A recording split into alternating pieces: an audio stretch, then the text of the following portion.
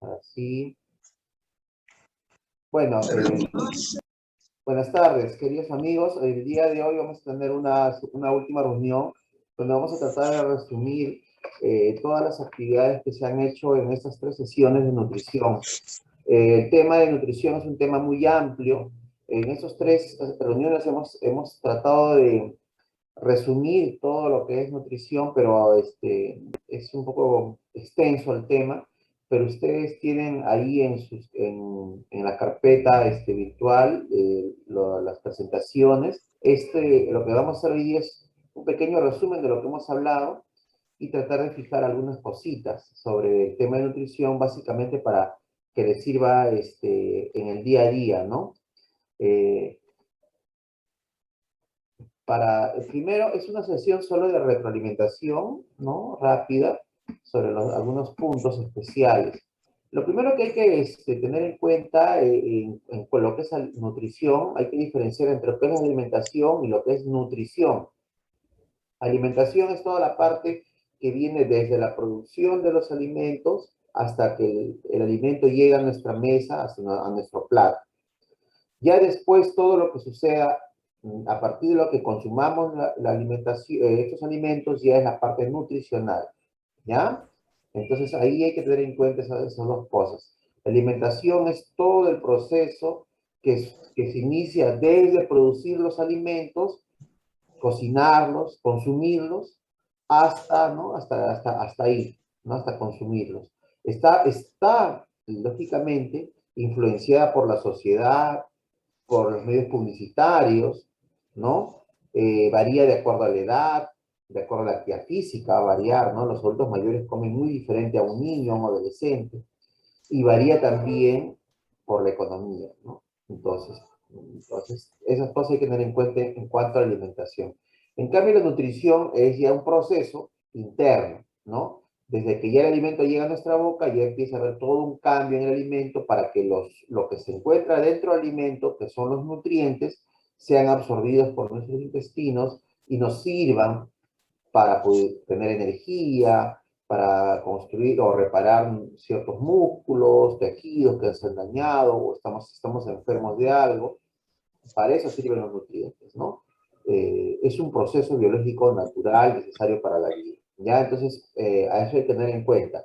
Nutrición y alimentación. ¿Ya? Entonces, ahora, si hablamos de alimentos, tenemos que hablar de 3 tipos de alimentos. ¿Ya? Hay diferentes formas de clasificar los alimentos. Vamos a hablar básicamente de la clasificación más sencilla, la que todavía en algunos colegios, en algunos lugares se utiliza, que es la división de los grupos de alimentos en 3 grupos, ¿no? Sí, acá estoy, en la cocina. A ver, por favor, sus micrófonos. Entonces se dividen en 3 grupos. El primer grupo que vamos a ver es el grupo de los alimentos protectores. Si ustedes ven, están constituidos por las frutas y verduras. Este grupo básicamente aportan vitaminas y minerales y nos ayudan justamente a la protección contra enfermedades. No aportan mucha energía, no aportan proteínas, pero sí vitaminas, ¿no? Sobre todo las frutas y las verduras, ¿no? Si hablamos de la cantidad de porciones, debemos consumir 2 a 3 porciones al día entre frutas y 2 a 3 porciones porciones de verduras. ¿Cuánto es una porción? En frutas, una unidad mediana. Un plátano mediano, una naranja, una manzana, eso es una porción. Entonces, durante el día yo tengo que sumar 2 porciones como mínima para un adulto. Ahora, la forma como uno lo presenta es diferente. Puede ser crudo, cocinado, licuado. Ya uno ve la forma dependiendo del paciente. Y también en algunos casos hay personas que no toleran ciertas frutas, se restringen, ¿no? Pero en general todas las frutas se consideran como una unidad mediana la porción. En las verduras es como un plato de ensalada o una taza de verduras cocidas, ¿no? Básicamente, este grupo de alimentos nos ayudan, nos dan protección por las vitaminas y minerales y también por la fibra que tienen algunos de ellos. El siguiente grupo de alimentos son los alimentos proteicos. Los alimentos proteicos o alimentos constructores también. Ya, los alimentos que dan proteínas o constructores son alimentos que en su mayoría tienen nutrientes que nos van a ayudar a tener una buena resistencia, crear músculos, piel, tejido, crecimiento y también protección, ¿ya? Básicamente son cuatro tipos de alimentos: los lácteos, las carnes, el huevo y las menestras. O sea, cuando uno habla de alimentos de origen animal, son alimentos proteicos, son alimentos que nos dan proteínas. Las proteínas son para alimentar nuestro pelo, nuestras uñas, nuestra piel, nuestra sangre, ¿no? Entonces es importante este grupo de alimentos. Y también para nuestra protección. Son alimentos que nos van a ayudar a prevenir, a proteger, como vamos a ver más adelante. Los lácteos, hemos hablado en las reuniones de que habían personas que ya no toleran. Entonces, básicamente le damos a algunos pacientes, a algunas personas quesito antes de la leche, el yogur. Y también hay diferentes tipos de leche, como leche descremada, leche deslactosada. Y algunas personas casi ni toleran, ¿no? De acuerdo a la edad o problemas intestinales. Y aquí están las porciones. Una taza de leche es una porción, un vaso mediano de yogur, una tajada mediana de queso también es una porción. Para las personas que toleran, perfecto. Para los que no, ningún tipo de lácteo, entonces sí hay suplementos básicamente que aportan en este grupo de alimentos en específico, lácteos, el calcio, y hay suplementos de calcio, ¿no? El otro grupo de alimentos que aportan proteínas son las carnes. Cuando hablamos de carnes, no solamente estamos hablando de la carne de res, sino también estamos hablando del pescado y las aves, ¿ya? A veces dice, cuando hablamos de carnes, ya estamos pensando solo en la carne de res. No, carnes es pescado y el pollo también. Todos son carnes. Dentro de este grupo de alimentos, lógicamente que algunas personas ya no consumen muchos carnes de tipo de origen de vacuno, ¿no? Carneros por el contenido de colesterol y grasa, entonces ya obvian el consumo de carnes rojas y básicamente el consumo de alimentos está orientado al pescado, aves como el pollo o menudencias oscuras, ¿no? Que tienen menos grasa. Algunos pues, se cuidan un poco más la grasa y solo pescado y aves, ¿no? Este grupo de alimentos cárnicos aportan proteínas, pero también hierro, ¿no? Casi el grupo de alimentos que aporta hierro son las carnes. Y dentro de las que más aportan están las menudencias oscuras como la sangrecita, ¿no? Es el que más hierro tiene. Las porciones son 2 porciones al día. Hay personas que a veces consumen una porción o media porción al día, ¿no? O sea, una porción es como un octavo de pollo más o menos, ¿no? O un filetito de pescado, ¿no? Más o menos un poco más grande de la palma de la mano, 100, 150 gramos es una porción. A veces menos de eso ya no es una porción, es media porción. Y el gran problema con bajo consumo de alimentos que tienen hierro es la anemia, ¿no? Entonces, a veces tenemos ese problema muy serio. Entonces, ahí hay que tener en cuenta, ¿ya? Hemos hablado de esto, ese tema también está en las diapositivas, ¿no? Que hemos dejado anteriormente. El otro grupo de alimentos, el otro alimento solo, en realidad es el huevo, no está en ninguno de ellos. El huevo es un alimento muy especial porque prácticamente tiene en la clara de huevo una buena calidad de proteína, ¿no? Muy buena, es la mejor, una de las mejores, la albúmina, la clara de huevo tiene albúmina, es la mejor proteína que hemos hablado, se puede comer solo y aporta proteínas. Y la yema que tiene una cantidad muy importante de vitaminas y minerales. Entonces hemos hablado de que algunas personas también tienen problemas de consumo de huevo por el contenido también de grasa y en promedio se consumen 3 a 4 veces por semana. Hay personas que lo consumen todos los días y no hay ningún problema, entonces también no habría problemas en consumirlo todos los días. Y dentro de los alimentos vegetales, los que más aportan proteínas, estamos hablando de alimentos proteicos, son las menestras, ¿no? Los que más proteína tienen, combinado las menestras con otros alimentos, aportan muchas buenas proteínas. Estamos hablando de los frijoles, lentejas y también de la soya, ¿no? La soya, muchas personas toman soya como leche de soya, porque por el aporte de proteínas y es un aportante, lógicamente, de proteínas, ¿no? Junto con los frijoles, la lenteja, las habas, ¿no? Y el consumo puede variar de acuerdo a la zona donde uno vive. Hay zonas donde prácticamente consumen hasta 4 veces a la semana y hay zonas donde consumen hasta 1 o 2 veces por semana. Las porciones de menestras es media taza de menestras cocidas. Es una porción, ¿ya? Entonces estamos hablando de dos grupos de alimentos: protectores, alimentos proteicos. Estos alimentos nos van a ayudar a tener una mejor resistencia, mejor protección, ¿ya? Y el tercer grupo de alimentos son los alimentos energéticos. Los alimentos energéticos son los que nos van a dar fuerza, energía, vitalidad, es como la gasolina en nuestro cuerpo, ¿ya? Y bueno, son 5 grupos de alimentos que estamos considerando todos acá, en realidad. Los cereales, estamos hablando del arroz, trigo, quinoa, maíz, sémola, pero también ahí hemos obviado por temas de espacio el trigo, ¿no? La cebada, ¿no? Y sus derivados, ¿no? También sus derivados son energéticos, ¿no? Lo importante en una persona es que consuma lo más entero posible. Si le quitamos la cáscara o la fibra que tiene, pierde muchas vitaminas, ¿ya? Y el otro grupo de alimentos, también muy energéticos, dan mucha energía, hay que tener bastante cuidado en esto, porque estos también, el exceso de estos alimentos pueden provocar un incremento en el peso, son los tubérculos, ¿no? Estamos hablando de papa, yuca, camote o yuco, ¿no? Y sus derivados, ¿no? Sus derivados.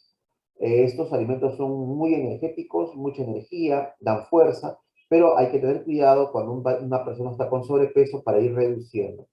Y el otro grupo de alimentos también energéticos que hay que tener más cuidado todavía son los derivados de los aceites y de los azúcares, ¿no? El aceite con todos los derivados, a veces no sabemos, pero hay alimentos que tienen contenidos, cantidades enormes de aceites, como los alimentos que vienen en las galletas, en ciertas preparaciones industrializadas de pasteles, tortas, ¿no? Los turrones, ahora en octubre, tienen una gran cantidad de manteca. Las galletas tienen manteca. El exceso de estos grupos de alimentos puede provocar sobrepeso. Es más, de todos estos grupos de alimentos, amigos, los pocos alimentos que se pueden almacenar son las grasas. ¿Ya? A ver, por favor, sus micrófonos. Ya, por favor, sus micrófonos. Entonces, le vuelvo a repetir, de todos los alimentos, increíblemente, el cuerpo va a utilizar lo que necesita y el resto lo va a orinar o lo va a ir eliminando paulatinamente durante el día. Pero el único alimento que no elimina son los aceites y las grasas, ¿no? Este, eso es una realidad.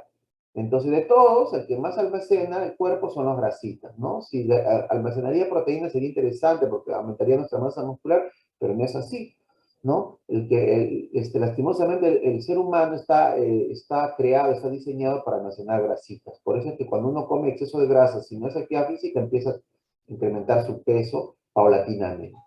Y los azúcares o el azúcar es un alimento, aunque no, ustedes no lo crean, es un derivado industrial, ¿no? Los azúcares, salvo la miel de abeja, o algunos la llaman la panela, o el azúcar rubia, o la chancaca, ¿no? Que son semi-industrializados, pero también son derivados o extraídos de la caña de azúcar. Hay que tener bastante cuidado ahí en el consumo de los azúcares. Estos dos grupos de alimentos con mucho cuidado. En un adulto mayor con mucho más cuidado. ¿Por qué? Porque ellos a veces no sienten el sabor dulce y quieren aumentar el consumo de azúcar y a veces sin darse cuenta empiezan a agregar 2, 3, 4, 5 cucharitas a sentir el sabor. Pero como han perdido la sensación del sabor de dulce, quieren seguir aumentando, incrementando la cantidad de azúcar en algunas bebidas. Hay que tener bastante cuidado. Entonces, estos son los 3 grupos de alimentos. Cada uno de ellos tiene sus propias funciones, ¿no? Y entre ellos se complementan. En una alimentación balanceada siempre tiene que haber los 3 grupos de alimentos, siempre. Yo no puedo comer solo verduras, o solo carbohidratos, o harinas, o solo proteínas. Tengo que consumir siempre los 3 tipos de alimentos para que mi comida esté balanceada, ¿ya? Una alimentación balanceada tiene que haber los 3 grupos de alimentos básicos, ¿ya? Ya vamos a hacer más adelante, hemos visto el otro día en buenos, bonitos ejemplos, siempre tiene que haber los 3 grupos de alimentos, ¿ya? Entonces, seguimos avanzando. Vamos a hablar un poquito, profundizar un poquito más de lo que son las proteínas, porque estos alimentos es básico. Ya de todos los grupos de alimentos, las proteínas son los que, digamos, los que nos van a ayudar a, digamos, tener un buen estado de salud, porque mejora porque el bajo consumo disminuye nuestro sistema inmunitario o hay una mala evolución de la enfermedad. Un paciente que come muy pocas proteínas, algunas enfermedades no evolucionan, no se curan rápidamente. O también a veces las heridas no se cierran o no se curan o aparecen a veces úlceras, ¿no?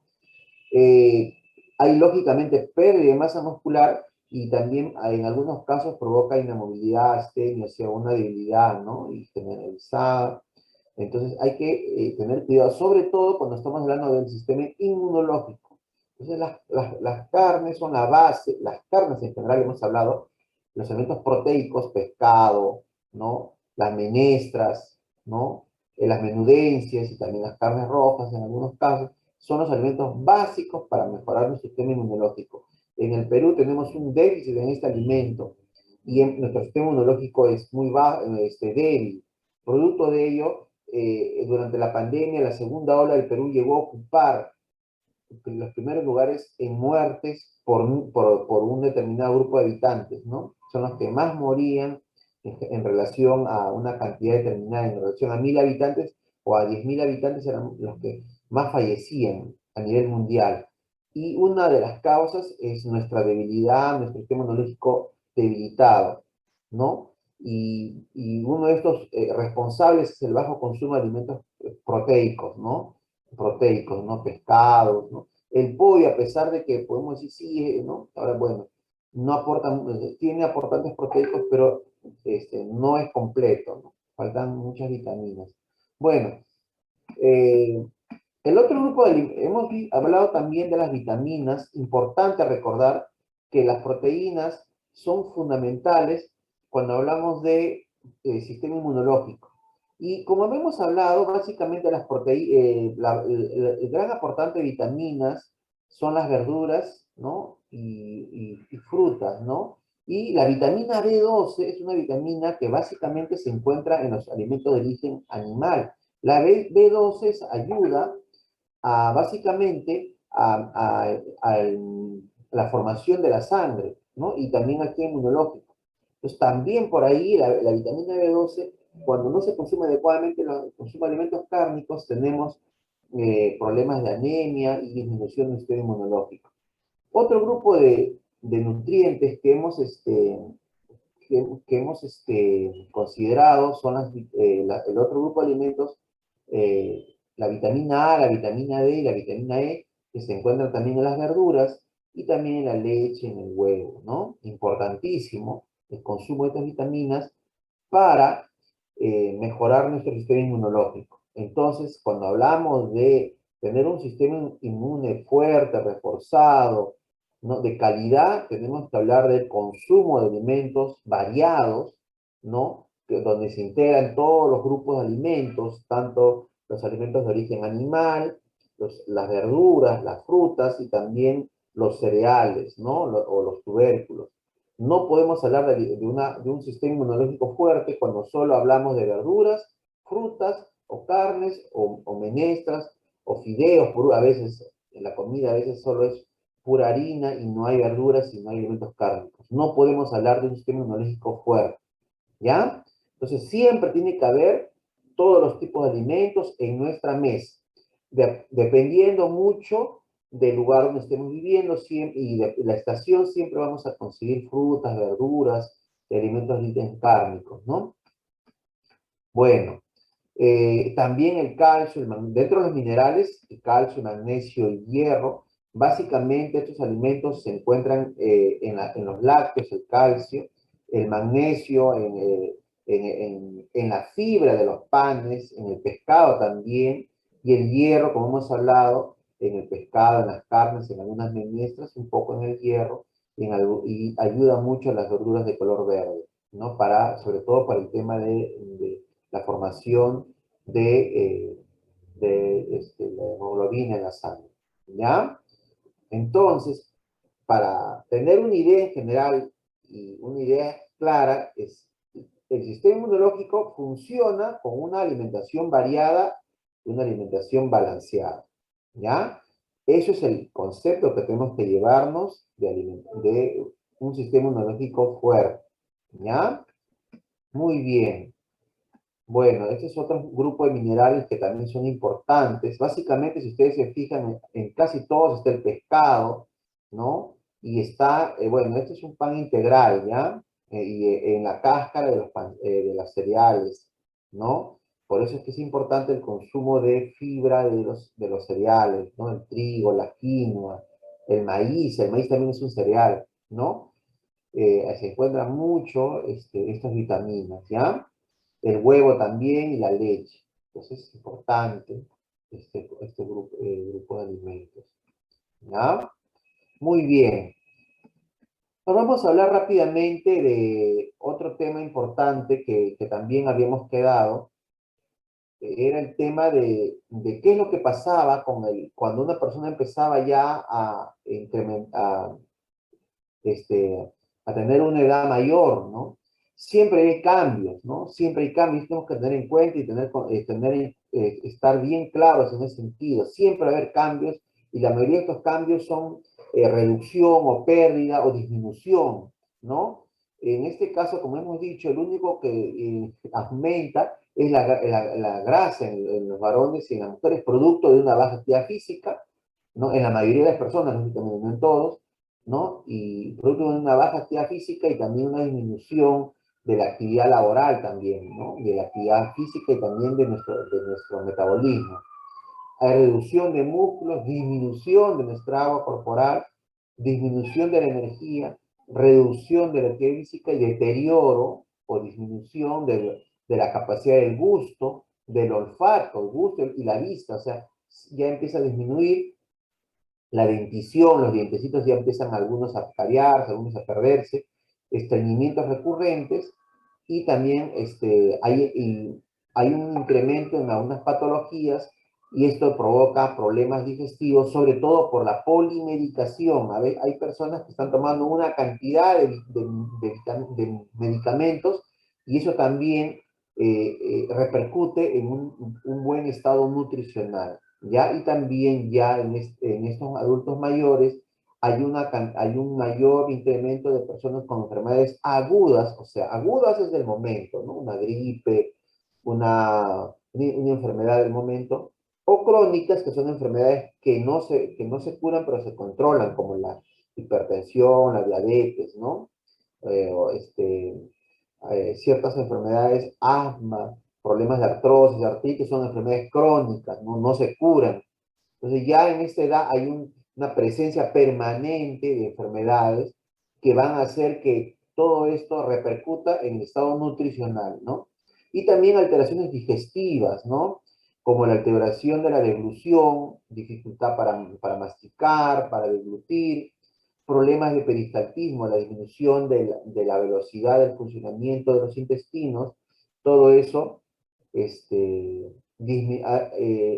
crea problemas de estreñimiento, ¿no? Y también una pérdida también en la secreción, en la formación de la saliva y también de las secreciones gástricas. En el estómago se secretan, o sea, se forman jugos que ayudan a la digestión, que se mezclan con los alimentos. Hay una menor formación de estos jugos, de estas sustancias, lo que lleva a que todo lo que está consumiendo se absorba en menor cantidad, ¿no? Entonces, disminuye la calidad nutricional de la alimentación de las personas adultos mayores. En general ocurre todas estas cositas, ¿no? Bueno, para hablar rápidamente de algunos problemas, por ejemplo, en el caso de la presión arterial, básicamente la presión arterial está relacionada con una elevada ingesta de sal y también para aportar acá problemas renales, ¿no? A veces los riñones no están trabajando bien ya, entonces el incremento de sal, el del sodio, aquí hemos puesto sodio, la sal, incrementa la presión y esto es de manera crónica, o sea, las personas, cuando el doctor te dice usted tiene hipertensión arterial, es una enfermedad crónica. Una vez dicen, sí, ya está, digamos, diagnosticado con hipertensión arterial, quiere decir que esta hipertensión va a continuar siempre y está medicado permanentemente. Entonces, esta persona ya debe modificar su estado nutricional, su estado alimentario, reduciendo la ingesta de consumo de sal. Nosotros le llamamos dietas hiposódicas o bajo de sodio, bajo de sal, ¿no? La actividad física está relacionada con la presión sanguínea, pero también la diabetes, el tabaquismo, el fumar incrementa la posibilidad de que te dé hipertensión, la obesidad y problemas renales. Entonces, cuando tengo una persona que ha fumado, que tiene diabetes, que tiene problemas de dislipidemia, es un término, cuando hablamos de colesterol elevado, disculpen acá el término, dislipidemia es colesterol elevado, no Ahí está, recién. ¿ya? Ya, Eso se gracias. llama dislipidemia, ¿ya? Ya, Porque después te doy. Acá tengo. ya, a ver, por favor, micrófonos. La obesidad también está relacionada con hipertensión y enfermedades renales crónicas. En el Perú hay un gran porcentaje de personas que tienen problemas renales. Hemos hablado con algunas personas que cuidan personas que tienen renales crónicas. También está relacionada con hipertensión arterial. Entonces, todo esto origina hipertensión arterial en los adultos mayores y aquí la alimentación es bajo de sal, ¿no? Bajo de sal, y si tiene diabetes, también bajo en azúcar, y una dieta baja en sal, baja en azúcar, y si tiene obesidad, bajo en grasa, ¿no? Entonces, la dieta se dice, ¿no? Una alimentación bajo en grasa, bajo en azúcar y bajo en sal, ¿no? Ya cuidamos la alimentación, ¿no? Al pacientito. Y si tiene enfermedades crónicas, ya un poco más serio, la dieta ya es un poco más, digamos, hay que tener bastante cuidado ahí porque ya se reduce inclusive el consumo de ciertas frutas. Pero las pacientes que tienen enfermedad renal crónica reciben una orientación especial del dietista en el hospital, ¿no? Le dan una dieta especial porque ahí hay varios cambios, ¿no? Cuando tienen enfermedades renales, sobre todo, ¿ya? El otro problema que hemos visto, los factores que producen diabetes en los adultos mayores. Estamos hablando de diabetes mellitus, ¿ya? El nombre completo es diabetes mellitus. Diabetes mellitus es, entonces, también, básicamente por hábitos alimentarios inadecuados y también por obesidad, ¿ya? Hábitos alimentarios inadecuados como el exceso en el consumo de azúcares, y no solamente como el azúcar que me puedo dar en las cucharitas para el café, sino dulces, gaseosas, pasteles, tortas, chocolates, todo es azúcar, ¿no? Galletas, fideos, ¿no? Panes. Entonces, cuando comen en forma excesiva, permanente, voy a estar teniendo problemas de absorción y metabolismo de la glucosa y puedo después de una glicemias en ayunos elevadas, puedo tener diabetes. También es crónico, no se cura. Ya te dan tu medicación y con la medicación la glicemia está controlada.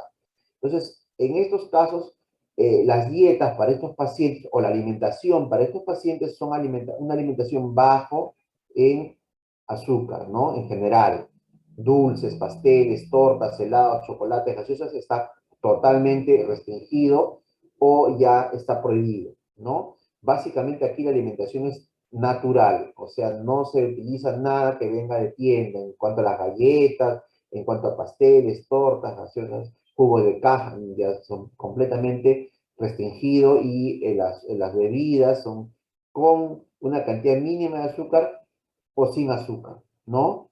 Generalmente estas dos enfermedades están juntas, ¿no?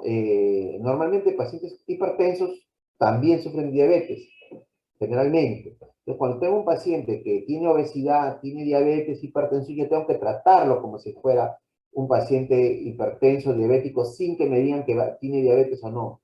Si ya sé que está gordito, ya tengo que cuidar a mi paciente que lo estoy cuidando bajo de sal y bajo de azúcar, así no me digan que tenga diabetes. Ya lo tengo que cuidar. No es que, no tiene, igual le doy azúcar. No. Y tienes que cuidarlo no es esperar que tenga para darle una alimentación sin esos alimentos que hemos dicho prescritos o los industrializados. Igual bajo de sal, igualito. Todos los snacks, galletas, todo, papitas light, todo eso restringido.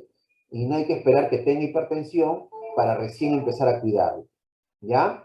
Estas enfermedades siempre van juntas, siempre, y con la obesidad, ¿no? Siempre la obesidad. Estos tres van juntos, obesidad, hipertensión, diabetes colesterol elevado, dislipidemia, colesterol elevado, siempre están juntos. Y casi siempre es una sola misma persona se presenta, ¿no? Producto de una alimentación inadecuada, hábitos alimentarios inadecuados, ¿ya? Sigamos avanzando.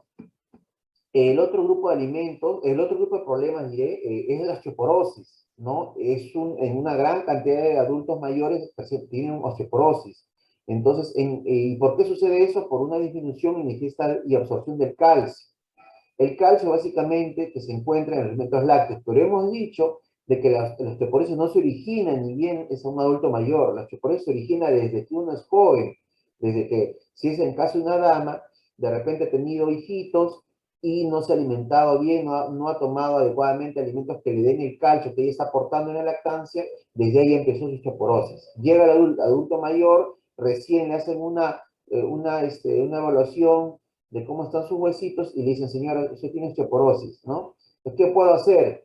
Ya es solamente controlar, ¿no? Con una alimentación adecuada, actividad física, ¿no? Y el consumo de alimentos que tienen calcio.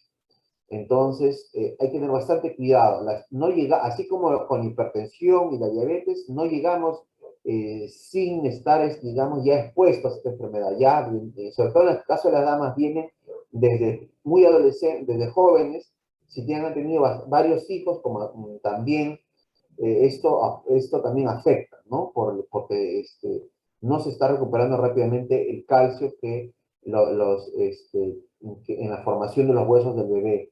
Nos sale el calcio del bebé, pero no regresan, no devolvemos el calcio, ¿no? Al organismo.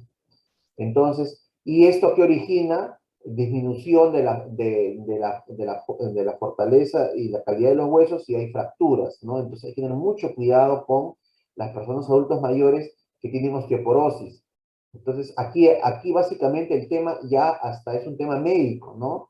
El doctor puede decir, dale este suplemento de calcio y está suplementado con calcio cuando tiene osteoporosis severa, ¿no?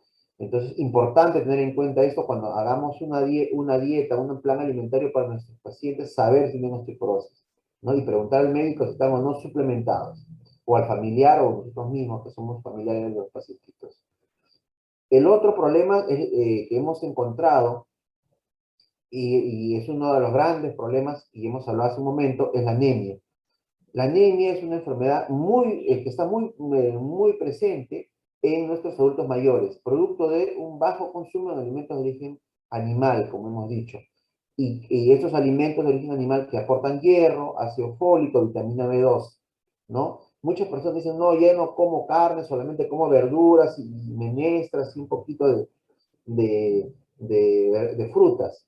Y los alimentos cárnicos, no, el doctor me ha dicho que no coma, o alguien me dijo por ahí que no coma.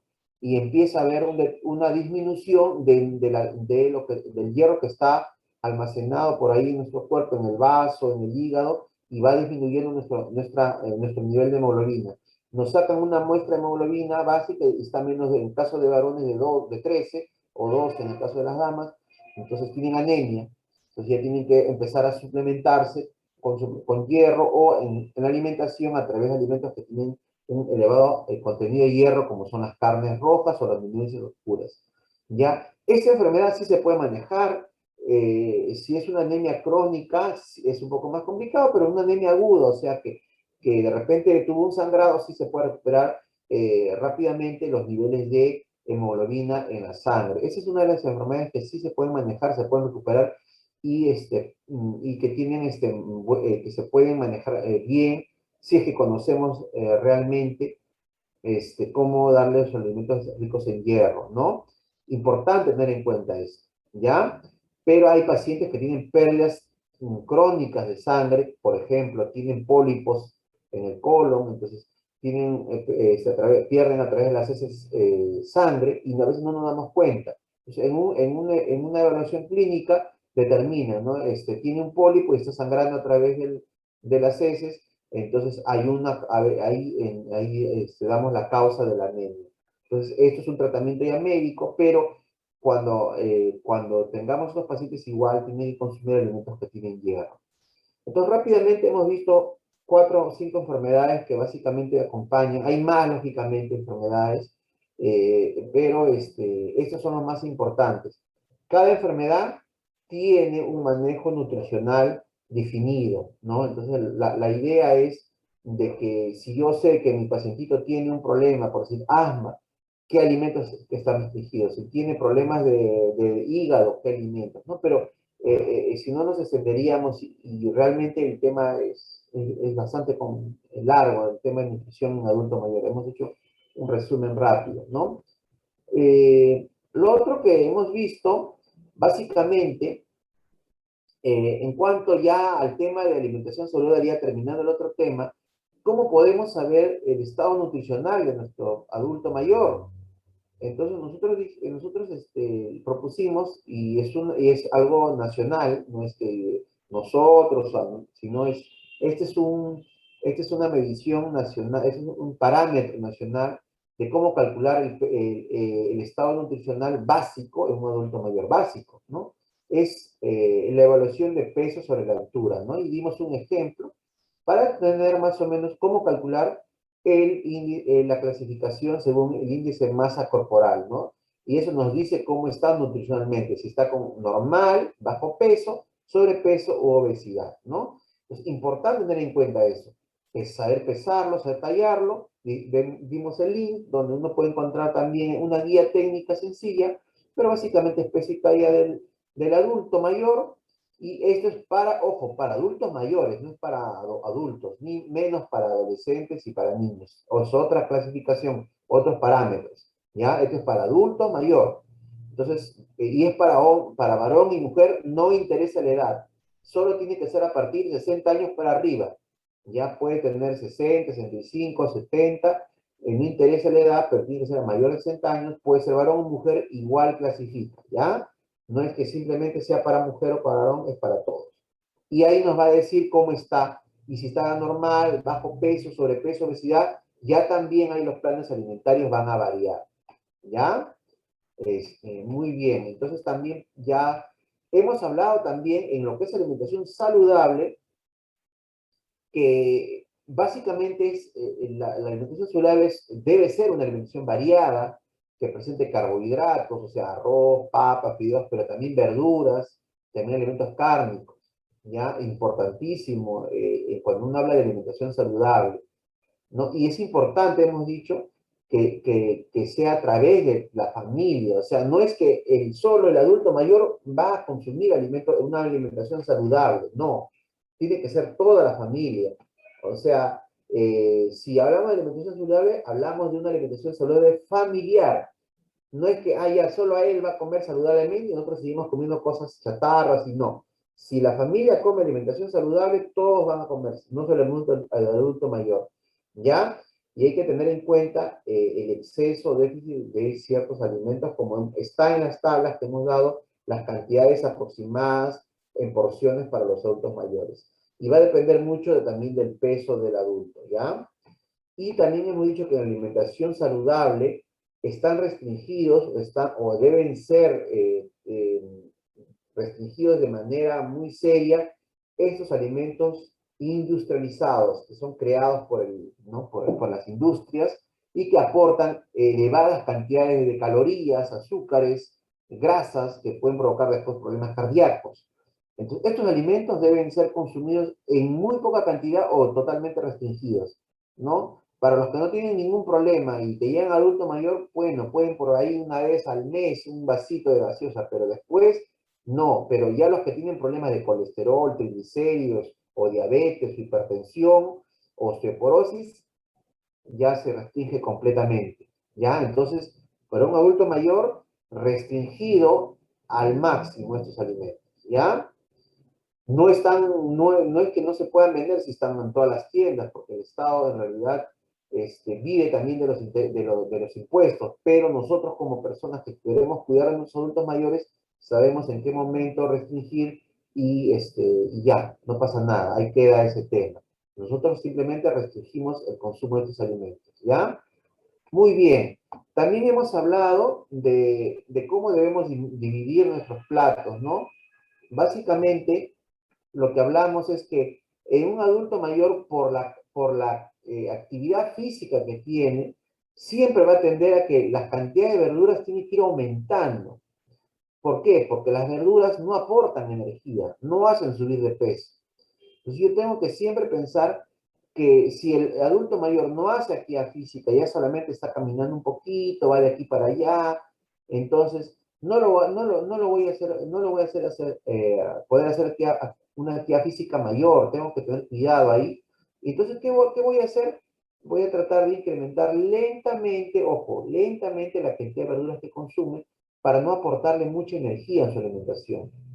Ya, eso sí tener bastante cuidado. A veces dicen, no, el doctor me ha dicho que coma más verduras y de frente de un día para otro le aumento verduras. No, en la alimentación, como en todo proceso de cambio, tiene que ser lento. ¿Ya? Importante eso. ¿Cómo controlo la energía, el consumo energético de una persona adulta mayor? Incrementando el consumo de verduras y frutas y reduciendo un poco el consumo de alimentos energéticos, como el arroz, la papa, el fideo. Y sucede todo lo contrario si está bajo de peso. Incrementa un poco el consumo de alimentos energéticos y disminuye un poco el consumo de verduras. Pero muy lentamente, amigos, o sea, muy lentamente. Los que trabajamos en consultorio y tenemos buenos resultados es porque el paciente ha tenido cambios lentos pero seguros de su alimentación. ¿Ya? Muy bien. También hemos hablado y vamos a repercutir, vamos a seguir insistiendo en el consumo de alimentos proteicos. Creo que hemos hablado de proteínas en varios momentos de esta reunión, porque son los alimentos que más aportan proteínas y son los que mejoran el sistema inmunológico. Lógicamente que ya las porciones y la calidad y el tipo de carne que vamos a dar a los adultos mayores va a depender de su estado nutricional y las enfermedades que tiene, ¿no? Si, de todos ellos, el que mejor alimento cárnico que podemos ofrecer y está, digamos, en casi todos los tipos de planes alimentarios es el pescado. ¿Ya? El pescado, salvo excepciones muy raras, puede estar en todos los tipos de dietas, de pacientes que tienen problemas de diabetes, hipertensión, problemas de osteoporosis, cualquier tipo de problema oncológicos, el pescado igual. Es una de las carnes que no debe faltar.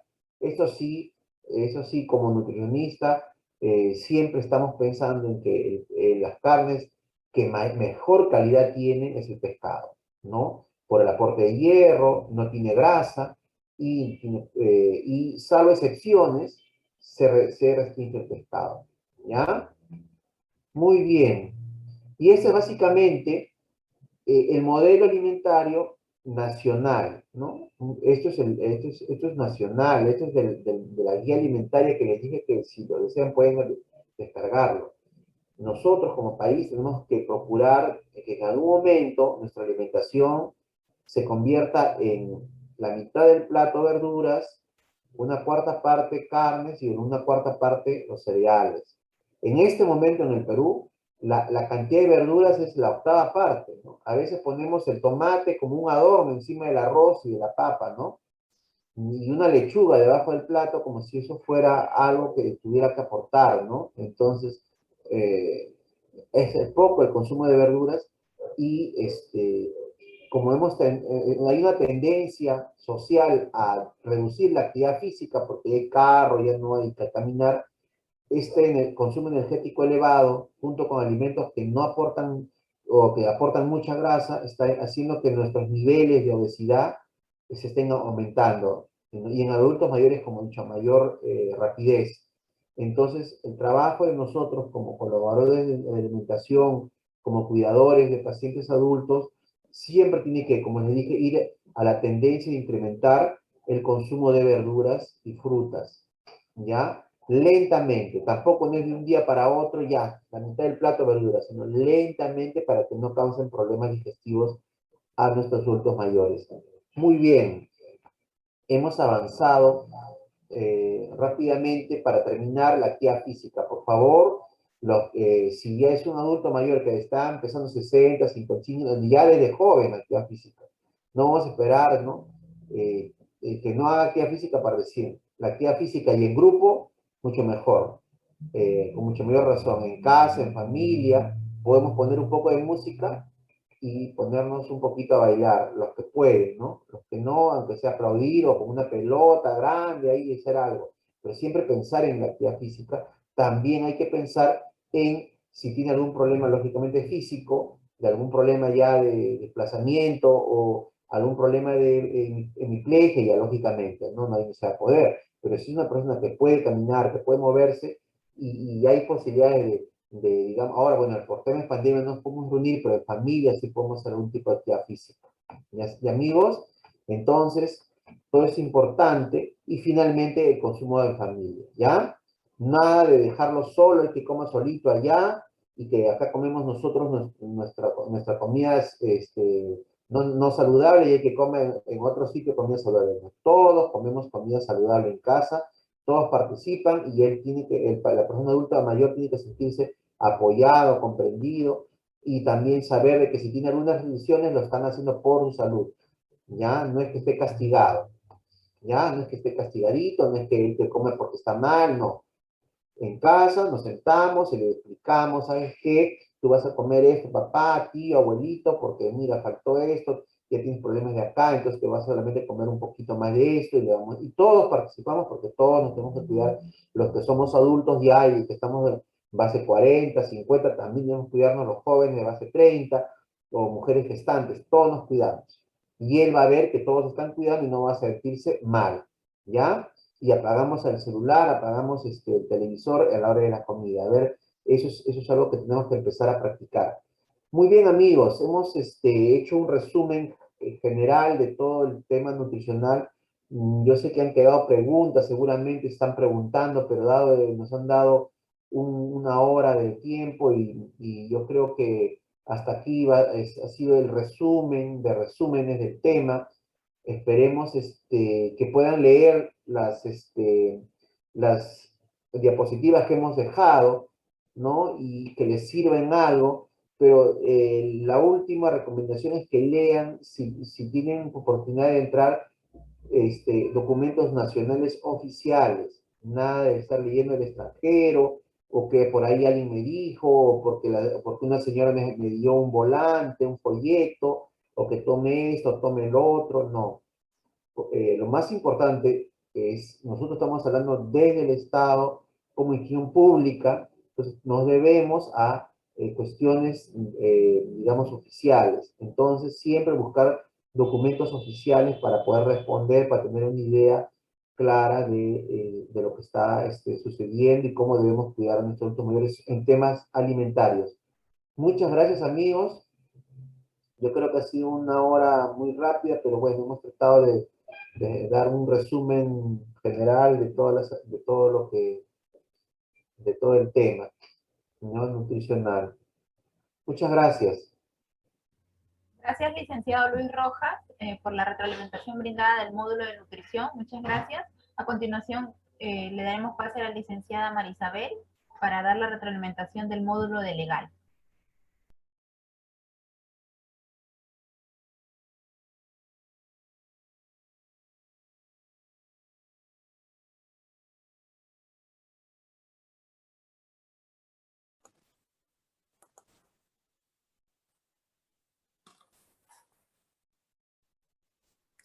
Buenas tardes a todos, buenas noches ya. Les agradezco por su presencia. El día de hoy vamos a hacer una revisión de lo que hemos estado trabajando en las últimas semanas, un poco para fijar algunas ideas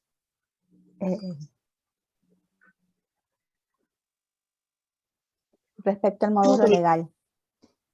Bueno, tenemos pocos minutos, vamos a tratar de aprovecharlos lo mejor posible para fortalecer algunos puntos que es importante tener siempre en mente.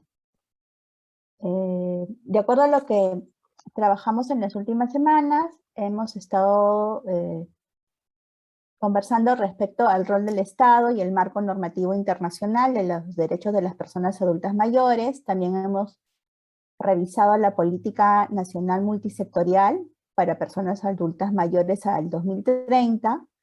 Después hemos conocido los alcances de algunas normas nacionales como la ley del adulto mayor y su reglamento principalmente. Y también hemos podido conocer cómo se aborda el problema de la violencia contra las personas adultas mayores en el contexto de esta ley del adulto mayor. Vamos a revisar algunos aspectos de estos temas, comenzando por el marco internacional. Como vimos en las reuniones, en nuestro país hay diversos tratados de derechos humanos que están vigentes, que han sido reconocidos desde hace muchos años atrás y que abordan el reconocimiento de derechos de todas las personas, ¿no? En igualdad de condiciones, derechos que todos conocemos y compartimos. Sin embargo, entre todos los tratados hemos querido destacar la Convención Interamericana sobre la Protección de los Derechos Humanos de las Personas Mayores, en la medida en que en este Tratado de Derechos Humanos se abordan derechos específicos de las personas adultas mayores, que es lo que nos convoca en estas reuniones, ¿no? Lo que es importante tener en cuenta es que esta es una convención relativamente nueva en la medida en que ha entrado en vigencia en nuestro país recientemente, ¿no? El 31 de marzo del 2021. Es importante porque sirve de sustento al desarrollo normativo interno, ¿no? En adelante, como el país se ha obligado a respetar el contenido de estas normas, ¿no? Las leyes, las políticas públicas, los programas, los servicios que se desarrollen, tienen que estar enmarcados en el contexto de este tratado, ¿no? Por eso es que es importante conocer sus alcances. De manera central, algo que debe quedar claro respecto al tratado es que introduce un nuevo modelo, una nueva mirada respecto a las personas adultas mayores. Ya no se considera al adulto mayor únicamente como una persona objeto de protección, sino que principalmente la mirada es como sujeto de derechos, ¿no? Una persona que tiene los mismos derechos que las demás, y aunque eso podría parecer redundante, en la práctica resulta un cambio significativo, porque como hemos estado conversando, hay muchos derechos que en la vida cotidiana se les niegan, ¿no? O no son reconocidos a las personas adultas mayores, como por ejemplo, y lo hemos conversado también, el tema de la capacidad de tomar decisiones sobre su propia vida, ¿no? La autonomía, la independencia, ¿no?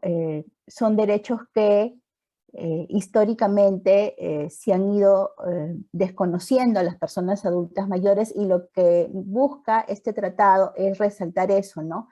Antes que mirarlos como personas que son objeto de protección y que hay que desarrollar medidas para cuidarlos, para tomar decisiones en reemplazo de ellos por temor a que puedan perjudicarse o puedan dañarse, ¿no? Hay que reconocerlos como sujetos de derechos, y sí, ciertamente habrá que adoptar medidas de apoyo, ¿no?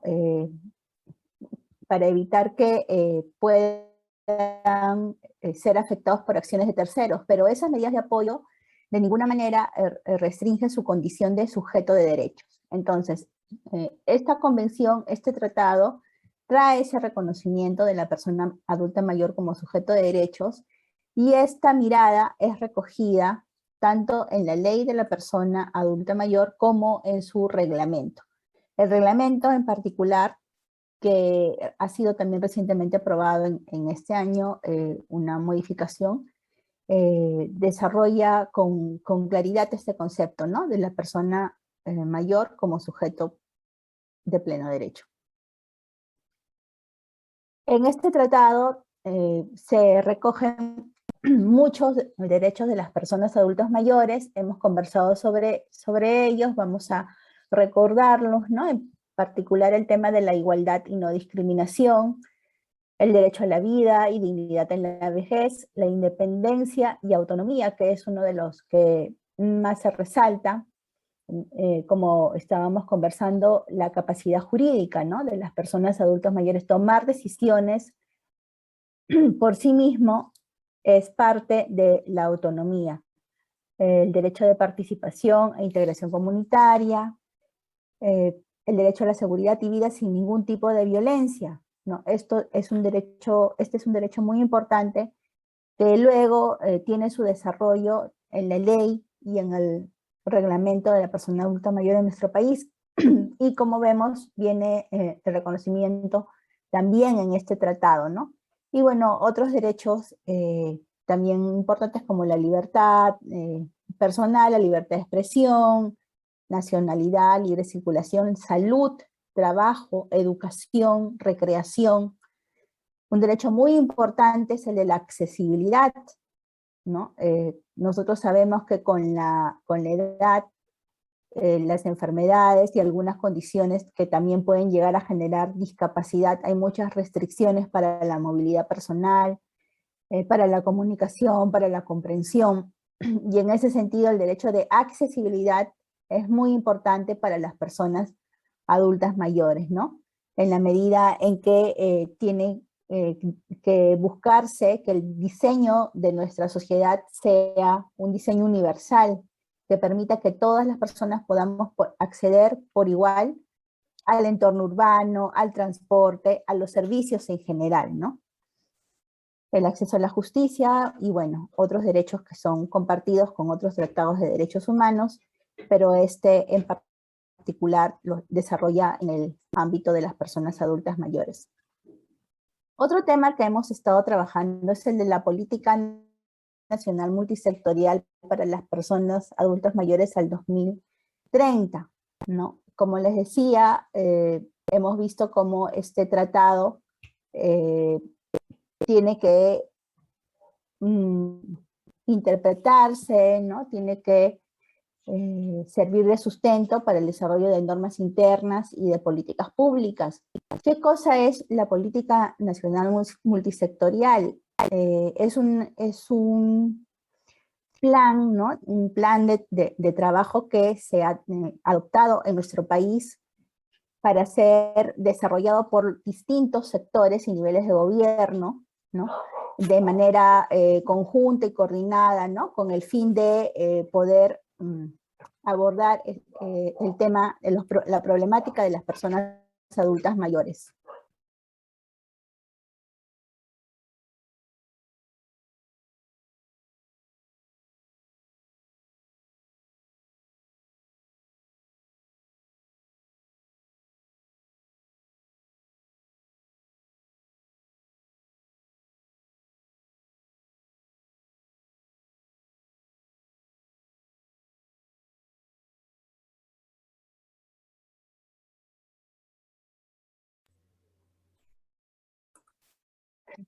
Algo pasó y ya no se cortó el audio. No sé si me están escuchando. Se escuchaba, ahorita nada más se le fue el audio. Sí se escuchaba. Ya.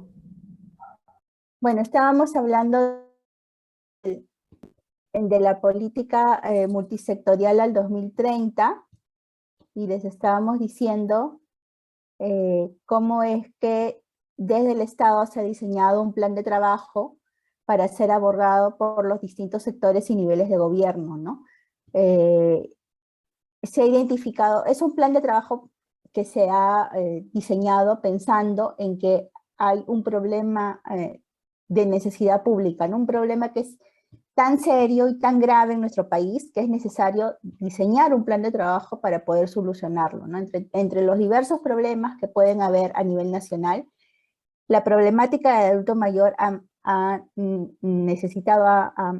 merecido una preocupación especial por parte del Estado, ¿no?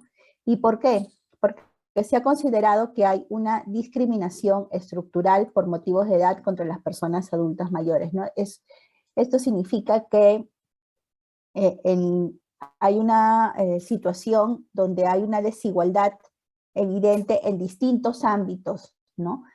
A nivel, como decíamos, del ejercicio del derecho a la salud, del derecho a la educación, del derecho al trabajo, a la accesibilidad, en todos los ámbitos, además, no solamente a nivel familiar, sino también en el ámbito social o incluso a nivel de los servicios que se dan en las instituciones públicas. Entonces, por eso se habla de una discriminación estructural, una discriminación que se está dando en distintos niveles, en distintos ámbitos, ¿no? ¿Cuáles son las causas de esa discriminación estructural? Una de las primeras es la vulneración del derecho al buen trato, o sea, no hay un trato adecuado a las personas con discapacidad y eso va de la mano con situaciones de violencia, ¿no? Ese es uno de las causas de este problema. Otro elemento que se ha identificado como causa de este problema público es un sistema de salud inadecuado. Sobre eso no hay tampoco mucho que decir, ya todos conocemos cómo está nuestro sistema de salud y cómo lamentablemente nos hemos visto de cara a esta problemática en este contexto de pandemia, ¿no? Y además el tema del sistema previsional, ¿no? El tema pensionario también, que es deficiente, ¿no? Aunado a eso, el tema de un sistema educativo inadecuado para personas adultos mayores o la exclusión en espacios de participación social y productiva. Entonces, viendo que existen estos problemas, principalmente de salud, de pensiones o de falta de un buen trato, es que se habla de un problema público de discriminación estructural. Esto es algo muy serio, ¿no? Que se ha identificado con algunas otras poblaciones vulnerables también. Por ejemplo, en el caso de personas con discapacidad también se ha visto una situación similar de discriminación estructural. Entonces, que en nuestro país se esté hablando de que la población adulta mayor no tiene este problema común compartido a nivel nacional de una discriminación estructural por la falta de servicios adecuados de salud o de pensiones, es algo que debería de alertarnos, ¿no? Como sociedad y exigir también a las autoridades que se cumplan estas pautas, lineamientos que se están trabajando en este plan, porque si es un plan al 2030, precisamente se está haciendo con esa mirada de superar esta problemática, de llegar al 2030, que no son muchos años más adelante, con un país donde se haya superado esta situación, ¿no? Este problema. ¿Qué cosa es lo que se ha considerado en esta política multisectorial para superar este problema de discriminación estructural? Como hemos dicho, uno de los problemas identificados es la falta de cuidado y un buen trato a las personas adultas mayores. Entonces, dentro del plan se consideran algunos lineamientos de actuación para para lograr ese objetivo de superar este problema de la falta de cuidado y buen trato, ¿no? Entre ellos, por ejemplo, está prevenir toda forma de violencia contra las personas adultas mayores, ¿no? Esto es muy importante porque precisamente más adelante cuando vemos todo este tema de violencia contra adultos mayores, entendemos por qué el reglamento desarrolla con tanto cuidado, cómo es que se tienen que tomar diversas medidas para atender los casos de violencia contra personas adultas mayores, ¿no? Porque precisamente todo va enlazado, ¿no? No solamente es un derecho, el buen trato o el derecho a tener una vida libre de violencia, sino también se ve que hay políticas que tienen que desarrollarse para poder superar ese problema y tienen que haber servicios, ¿no? Que se brinden, por ejemplo, desde el Ministerio de la Mujer, además de los servicios legales propiamente del Poder Judicial, cuando hay casos de violencia contra adultos mayores, ¿no? Entonces, uno de los lineamientos muy importantes de esta política es prevenir toda forma de violencia contra personas adultas mayores. Eso es importante que quede claro. Otros problemas que son abordados en la política, como decíamos, es el tema de la salud. Entonces, uno de los objetivos va a ser promover el envejecimiento saludable, y sobre eso hay algunos lineamientos que van del lado de fomentar el cuidado de la salud, ¿no? Garantizar el acceso a prestaciones de salud, garantizar una cobertura universal, fomentar la investigación en la salud. Entonces van a haber acciones que se consideran trabajar hasta el 2030 orientados a la promoción del del envejecimiento saludable de las personas mayores.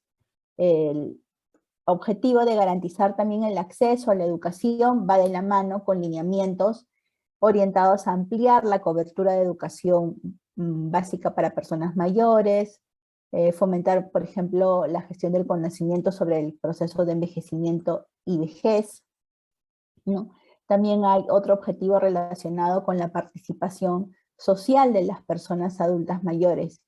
Y ahí se van a ver reflejados mecanismos de participación política, ¿no?, de las personas adultas mayores, generar accesibilidad también para que las personas adultas mayores puedan participar. Es necesario que el entorno sea accesible, ¿no? Si no, va a verse limitado el ejercicio de ese derecho también.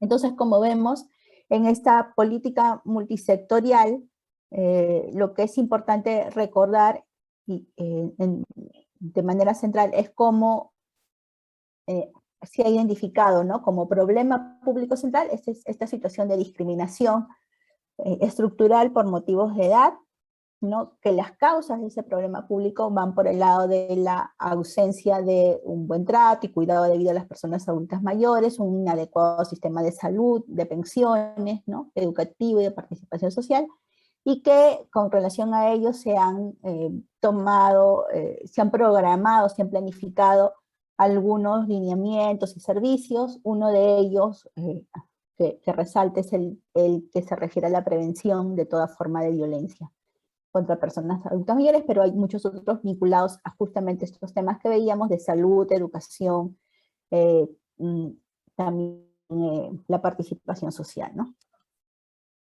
Y bueno, continuando con el marco normativo nacional. Dentro del marco normativo nacional, una ley muy importante que hemos revisado es la ley 3490, la ley de la persona adulta mayor y su reglamento,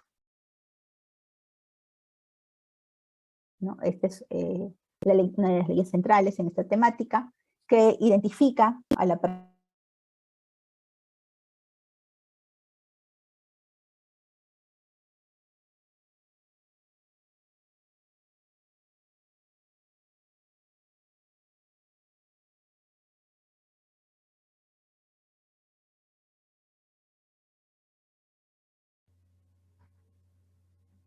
Se le congeló la pantalla a la doctora. A ver, un segundito, por favor, para escribirle.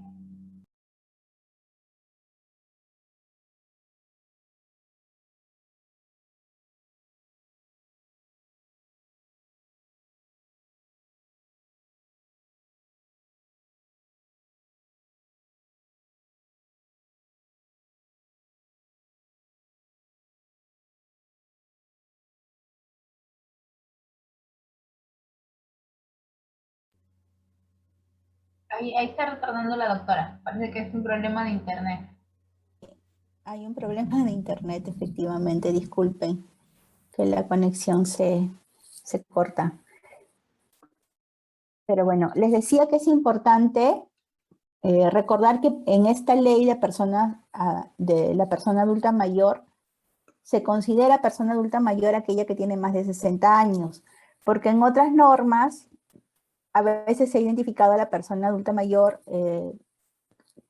aquella que tiene una edad mayor. Por ejemplo, ustedes recordarán que el voto es obligatorio para todas las personas hasta los 70 años, ¿no? A partir de los 70 años, el voto ya es voluntario, ¿no? Entonces, digamos que para el ejercicio de la participación política, la obligatoriedad se establece pensando tal vez que la persona adulta mayor lo va a hacer, ¿no? O va a tener más restricciones tal vez de movilidad o de accesibilidad a partir de esa edad de 70 años. Entonces, de alguna manera se considera que hay una situación diferenciada a partir de los 70, ¿no?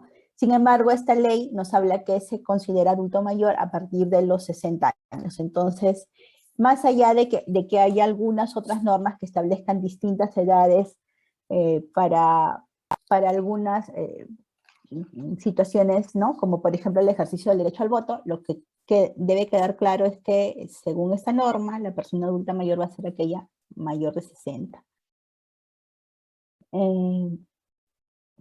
Quería también resaltar cómo es que la ley de la persona adulta mayor, les decía, nos llama, nos convoca a mirar la problemática de las personas adultas mayores a través de distintos enfoques, ¿no? Nos decía, hay que tener en claro la diversidad de las personas, ¿no? En la sociedad no somos homogéneos, ¿no? Somos personas diversas, y para poder abordar los problemas que tenemos es necesario tener distintos enfoques, tomar en cuenta distintas miradas. Entonces la ley de la persona adulta mayor nos habla de tener en cuenta por lo menos enfoques al momento de abordar la problemática de las personas adultas mayores. Nos dice uno primero el enfoque de derechos humanos, un poco lo que conversábamos al inicio, ¿no? Cómo es que la adulta mayor debe ser vista como sujeto de derechos, de todos los derechos en igualdad de condiciones, ¿no? Y en ese sentido, respetarlos y aplicar esa mirada al momento de evaluar cualquier intervención. También nos habla la ley de un enfoque intergeneracional, ¿no? La necesidad de valorar la interactuación, ¿no? De las distintas generaciones que podemos tener, ¿no? Cada uno de nosotros, ¿no? Cómo es que es distinta la situación de una persona adulta que la de una persona adolescente, que la de una persona adulta mayor, y en esa interacción, ¿no? Habrá que ir valorando la diversidad, ¿no? Otro enfoque importante es el enfoque de género, ¿no? Donde la ley nos llama a mirar estas diferencias, estas brechas, desigualdades que existen entre hombres y mujeres, desigualdades que se han presentado históricamente, ¿no? A lo largo de muchos años, y que han ocasionado que haya unas diferencias serias que son necesarias de superar. Entonces, el acceso a la educación ha sido distinto, la participación política ha sido distinta, ¿no? Las mujeres no han, por ejemplo, podido votar hasta muchos años después que los hombres, ¿no? Había restricciones también para el acceso a la educación, que las hay incluso hasta el día de hoy. Entonces todas esas desigualdades, todas esas brechas tienen un impacto también cuando se trata de mujeres adultas mayores, ¿no? Todas las desigualdades o diferencias que han podido tener a lo largo de su vida también tienen un impacto en la vida de la persona adulta mayor, y es necesario tenerlas en cuenta, nos dice la ley. Y finalmente nos habla de un cuarto enfoque, que es el de interculturalidad, ¿no? Y nos llama a tener en valor las distintas culturas, ¿no? Que pueden tener las personas adultas mayores en nuestra sociedad. Nosotros sabemos bien que en nuestro país hay una diversidad de culturas, somos un país muy, muy rico, muy diverso, y es necesario tener presente eso, ¿no? Al momento de valorar la situación de las personas adultas mayores, ¿no? Entonces, esta ley nos llama a tener esa mirada de, como mínimo, estos cuatro enfoques: el de derechos humanos con igualdad de derechos para todos, el intergeneracional, teniendo en cuenta, ¿no? Las diversidades de edades y cómo se enriquece la interacción entre distintas generaciones, un enfoque de género y un enfoque de interculturalidad. Siempre es bueno también considerar que el reglamento nos dice, bueno, aparte de estos cuatro enfoques de derechos humanos, intergeneracional, género e interculturalidad, hay otros enfoques que recoge la convención y que también se pueden aplicar, o se deben aplicar al momento de evaluar la situación de personas adultos mayores, ¿no? Como el gerontológico, curso de vida, el territorial, interseccional, el enfoque de discapacidad, ¿no? Y en fin, ¿no? Entonces, sobre eso hemos trabajado también en el taller, pero quería hacer hoy énfasis en lo que la ley, en los cuatro que la ley resalta, ¿no? Que no significa que sean los únicos, pero digamos son aquellos en los que nos piden que nos centremos de manera particular a partir de la ley, ¿no? El reglamento nos dice, hay otros importantes que seguramente también habrá que tener en cuenta, ¿no? Por ejemplo, si se trata de una persona adulta mayor con discapacidad, vamos a tener que tener en cuenta, además de estos 4, el enfoque de discapacidad, ¿no? El enfoque territorial, que nos llama a tener en cuenta dónde habita la persona, ¿no? Es diferente su situación si habita en una región u otra, y así, ¿no? Entonces, ¿por qué es importante tener en cuenta estos enfoques? Porque, como les decíamos, la situación de las personas adultas mayores va a variar de acuerdo a su situación, y en ese sentido, lo que nos pide, ¿no?, la ley, el reglamento, la convención, es tener en cuenta esas distintas miradas al momento de abordar la problemática y de ver cómo se atiende la solución de los problemas. La ley de la persona adulta mayor, al igual que el reglamento, ¿no?, como les había dicho en un comienzo, recoge también varios derechos que están previstos en la convención, que ya habían estado, que están también considerados en la convención, ¿no? Uno de ellos también muy central, como les comentaba, es el de autonomía e independencia, ¿no? Nos dicen que la capacidad de las personas adultas mayores es plena, conforme a las leyes y disposiciones vigentes. Pueden realizar a disposición de sus derechos conforme a su libertad y pleno uso de sus facultades, considerando el libre desarrollo de su personalidad y dignidad. Nos resaltan que la autonomía de la persona adulta mayor en la toma de decisiones, ¿no?, para definir o redefinir su proyecto de vida o su plan de vida, y la independencia en la realización de sus actos no se pierde por la edad. Entonces, esto es uno de los derechos centrales, ¿no? La autonomía y la independencia de las personas no se pierde por la edad. Tienen que reconocerse su libertad, su capacidad de tomar decisiones. Efectivamente, como hemos visto, puede ser que en algunas circunstancias necesiten de algún apoyo. El Estado tendrá que garantizar estos mecanismos para que se les reconozcan los apoyos debidos, las salvaguardias para evitar que sus intereses se vean afectados, pero eso no significa que se deba desconocer esa capacidad, ¿no?, esa autonomía que tienen, ¿no?, sino más bien tratar de brindarle todas las herramientas necesarias para que continúe desarrollando su vida de la manera que se reconozca, ¿no?, esta capacidad en igualdad de condiciones, ¿no? Entonces, sí es importante resaltar ese derecho, ¿no? Otro muy importante es el derecho a la salud, ¿no? Y quería aquí resaltar cómo es que también se recuerda que la salud no solamente se restringe a la salud física, que es muy importante y muy relevante, pero también lo es la salud mental.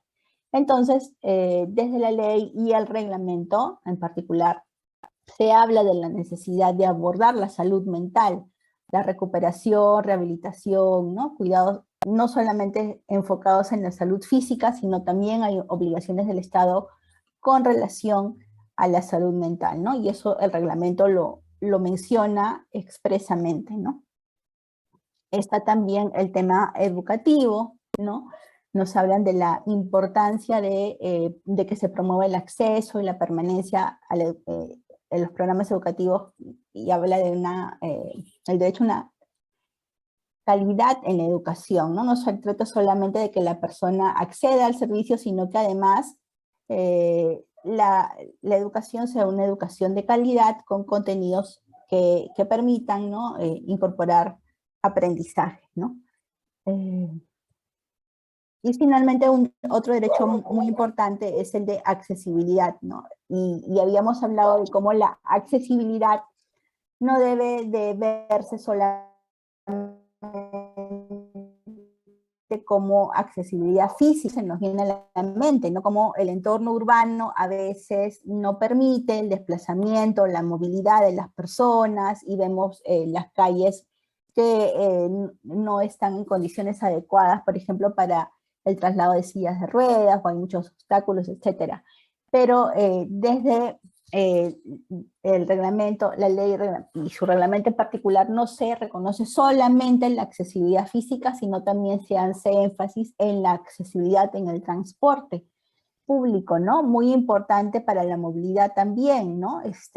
Por ejemplo, el tema de la atención preferente del público es muy importante, y también la accesibilidad en la comunicación y en la información. Recordemos que conversábamos con muchas personas adultas mayores, también tienen discapacidad auditiva o discapacidad visual, algunas son personas sordas, usuarias de lengua de señas, o tienen resto auditivo muy disminuido, y por eso necesitan algunas adecuaciones o ajustes, ¿no?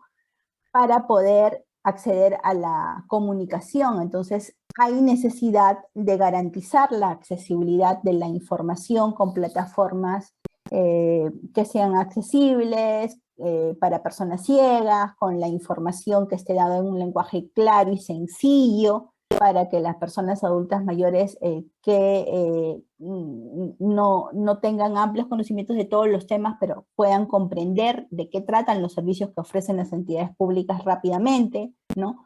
O si necesitan intérpretes de lengua de señas, también lo tengan a disposición. Entonces, la accesibilidad va más allá de la accesibilidad física, habla también de la accesibilidad en el transporte, en la comunicación y en la información, y eso es recogido en el reglamento. Entonces, eso, digamos, son derechos, algunos de los derechos que quería resaltar en estas normas, ¿no?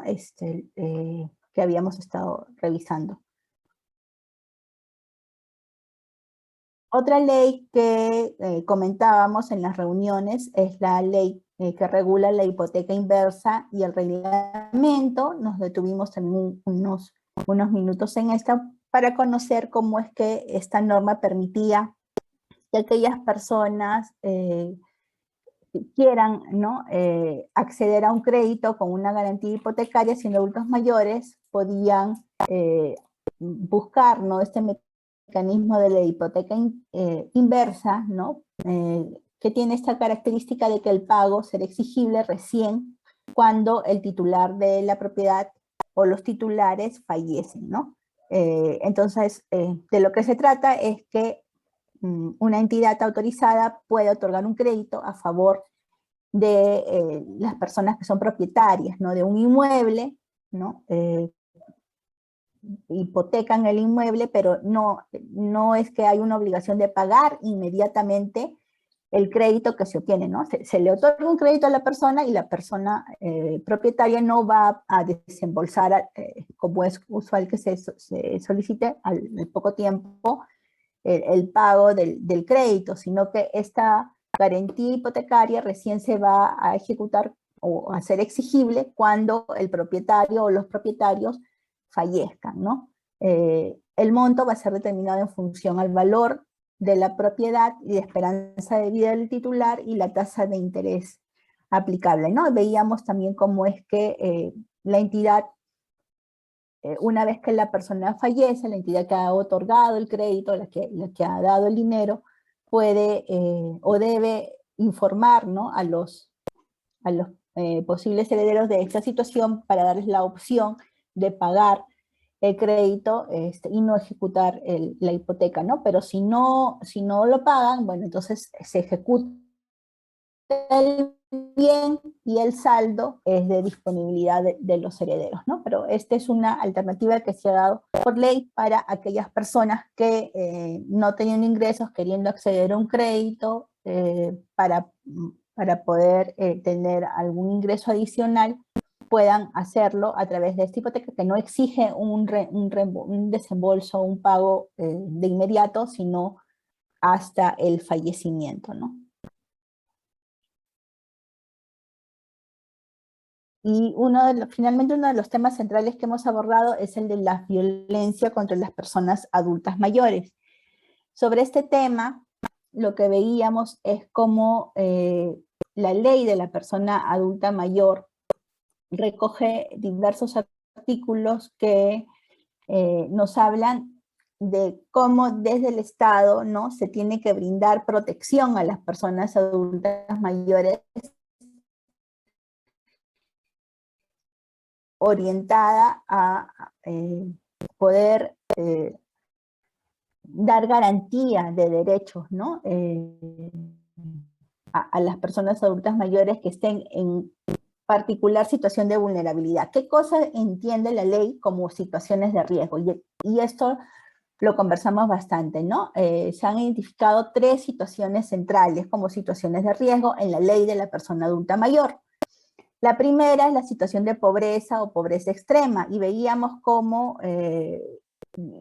para la ley una persona es considerada pobre o pobre extremo en la medida en que esté así incluida en las categorías del sistema de focalización de hogares, ¿no? Del SIFO. ¿No? También va a ser una persona en situación de riesgo aquella que está en condición de dependencia o semidependencia, ¿no? Que necesite de terceras personas como apoyos para poder desenvolverse o realizar algunas actividades de su vida, ya sea dependencia, también va a ser una persona en situación de riesgo. Y finalmente, las personas que son víctimas de cualquier tipo de violencia, ¿no? También son personas en situación de riesgo. Para esos 3 grupos de personas, personas pobres o en situación de pobreza extrema, personas en situación de dependencia o semidependencia, que la norma también llama fragilidad, o víctimas de violencia, para esos 3 grupos de personas hay un reconocimiento de protección social a través de el Estado en sus diferentes niveles de gobierno, ¿no? Y sobre este último punto de personas en situación de violencia, desarrollamos en la norma cómo es que se entiende la violencia contra la persona adulta mayor. Nos dice la norma que va a ser entendida como violencia contra persona adulta mayor cualquier conducta, ¿no? Y eso era muy importante, por acción u omisión, ¿no? O sea, si es que esas acciones u omisiones causan muerte, daño o sufrimiento físico, sexual, psicológico, o que vulnere el goce o ejercicio de sus derechos y libertades fundamentales, independientemente de que ocurra en una relación de confianza o dependencia. O sea, lo que nos está diciendo la norma es que no necesariamente estas acciones u omisiones tienen que ocurrir dentro del entorno familiar. Puede ser también que ocurra por parte del ámbito social o por parte del ámbito institucional, ¿no? Funcionarios, servidores públicos, por acción u omisión, podrían realizar actos de violencia contra personas adultas mayores, y desde el Estado se tiene que dar protección social a las personas adultas mayores que sean víctimas de distintos tipos de violencia, ¿no? ¿Cuáles son los tipos de violencia que recoge la ley? Nos habla de violencia física, como aquella conducta que causa daño a la integridad corporal o a la salud. Muy importante, se incluye el maltrato por negligencia, por descuido o privación de las necesidades básicas que hayan ocasionado daño físico o que puedan llegar a ocasionarlo, ¿no? Dejar de alimentar a alguien, dejar de dar la alimentación básica necesaria para su nutrición podría llegar a ocasionar un problema de salud, un daño físico a la integridad de la persona, y por lo tanto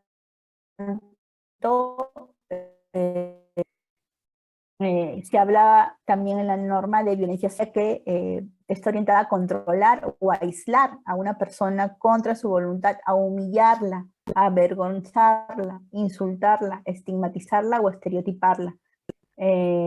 Entonces, hay distintas acciones u omisiones que pueden ocasionar también violencia psicológica y que también está sujeta a protección legal, ¿no? Otro tipo de violencia reconocido también es el de la violencia sexual, ¿no?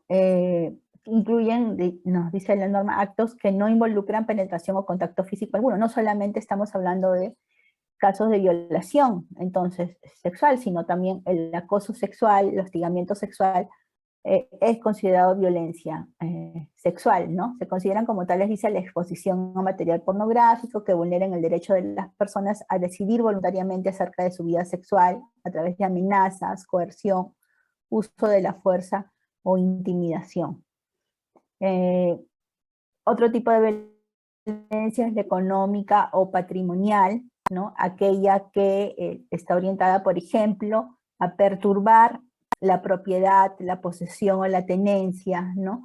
Que se refiere a la pérdida, a la sustracción, destrucción, apropiación indebida de objetos, instrumentos de trabajo, documentos personales, bienes, la limitación de los recursos económicos, no se les brinda el apoyo económico necesario para cubrir sus necesidades básicas, la privación de medios indispensables para vivir una vida digna, la evasión del cumplimiento de obligaciones alimentarias. Recordemos que hay una obligación también de brindar alimentos de hijos a padres, no solamente, de eso conversábamos también en los talleres, no solamente de padres a hijos, sino cuando hay una situación de necesidad económica de parte de los padres, ¿no? Y los hijos están en una situación que pueden cubrir esos gastos, entonces hay también esa obligación de brindar alimentos. También la limitación o control de sus ingresos, la percepción de un salario menor por igual tarea dentro de un mismo lugar de trabajo. No solamente, como decíamos, la violencia se da en el entorno familiar, también puede darse violencia en el entorno del trabajo cuando dos personas, por ejemplo, una persona joven y una persona adulta mayor, realizan el mismo trabajo, pero la persona adulta mayor recibe menos ingresos, aun cuando realiza el mismo trabajo, también podría configurarse una situación de violencia económica, ¿no? Y por último, y muy importante, la violencia por abandono, ¿no? Entonces, porque comúnmente cuando vemos los tipos de violencia, los primeros que se nos vienen a la mente son la física y la psicológica, y luego, pensando un poquito más, recordamos que también hay tipos de violencia como la sexual o la patrimonial, que es la que acabamos de ver, pero la ley nos dice no solamente hay esos 4 tipos de violencia, también puede haber violencia por abandono. ¿Cómo es la violencia por abandono? Aquella por la falta de acción, deliberada o no, para atender las necesidades de una persona adulta mayor, privándola de alimentos, de medicina, de vestido, de acompañamiento, de vivienda, ¿no? Por ejemplo, en estos casos nos dice, están las situaciones en las que se expulsa a las personas mayores a la calle, se las abandona incluso en el mismo hogar, pero están en una situación de abandono, o los dejan en otros espacios o en otras instituciones, como por ejemplo en CEAPAM, en establecimientos de salud, en las comisarías, ¿no? En distintos lugares, ¿no? Situaciones que ponen en peligro su vida o su integridad física, psíquica o moral. Entonces, el abandono también es un tipo de violencia, nos dice la ley, ¿no? No cubrir, no atender las necesidades de la persona adulta mayor genera violencia, puede generar violencia psicológica, violencia física, en la medida en que se afecte, como hemos visto, su salud, ¿no? Su integridad, ¿no? Y si es este tipo de violencia en las que no se atienden las necesidades de la persona adulta mayor, privándola, por ejemplo, de alimentos, medicina, vivienda, ¿no? Vamos a hablar de violencia por abandono también. Entonces, frente a todas estas situaciones hemos dicho que la ley dice hay una obligación de protección social del Estado, ¿no? ¿Cómo se va a evidenciar, cómo se va a dar esa protección social a las personas en situación de riesgo? Recordemos, nos dice la norma que hay 3 tipos de situación de riesgo: la pobreza o pobreza extrema, la dependencia o fragilidad o semidependencia, ¿no? Otra situación de riesgo es el que atraviesan aquellas personas víctimas de cualquier tipo de violencia. Frente a estas 3 situaciones de riesgo, hay una obligación de protección social del Estado, y la norma nos dice que va a ser el Ministerio de la Mujer y Poblaciones Vulnerables el sector que está a cargo de dictar medidas de protección temporal, ¿no? Medidas que se van a dar en tanto el órgano judicial dicte otras, ¿no?, que permitan la restitución de derechos. ¿Por qué? Porque si, por ejemplo, estamos hablando de una situación de una persona adulta mayor víctima de una violencia, cualquiera de los otros dos tipos, efectivamente va a haber un proceso, ¿no?, judicial para identificar quiénes son los responsables, cuáles son las acciones que hay que tomar. De repente, si es un tipo de violencia física o psicológica, se va a pedir que las personas que han agredido se alejen de él, ¿no? Ya no se comuniquen con él o ya no están en la misma casa, etc. Pero en tanto el órgano judicial dicte las medidas correspondientes, el Ministerio de la Mujer puede intervenir con sus propias medidas, ¿no?, que van desde la asesoría judicial, por ejemplo, ¿no?, si necesita alguna atención en salud también, y así, distintas medidas de protección temporal, ¿no? Para poder implementar estas medidas de protección temporal, va a coordinar con la policía, el Ministerio Público, el Ministerio de Salud, el Ministerio de Justicia, de repente para brindar asesoría legal y otras entidades, ¿no? Entonces hay una atención coordinada entre las distintas entidades para brindar este tipo de protección. Recordemos también que habíamos dicho que hay una obligación, ¿no?, que hay una obligación de todos de dar aviso en situaciones de riesgo, ¿no? Si alguno de nosotros conoce o toma nota de que alguna persona adulta mayor está en una de estas situaciones que hemos conversado, entonces la norma nos dice hay una obligación de dar aviso y denunciar de inmediato, y puedes denunciar no solo ante la policía, sino también ante el Ministerio de la Mujer, al Ministerio Público, incluso las municipalidades, ¿no?, los gobiernos locales.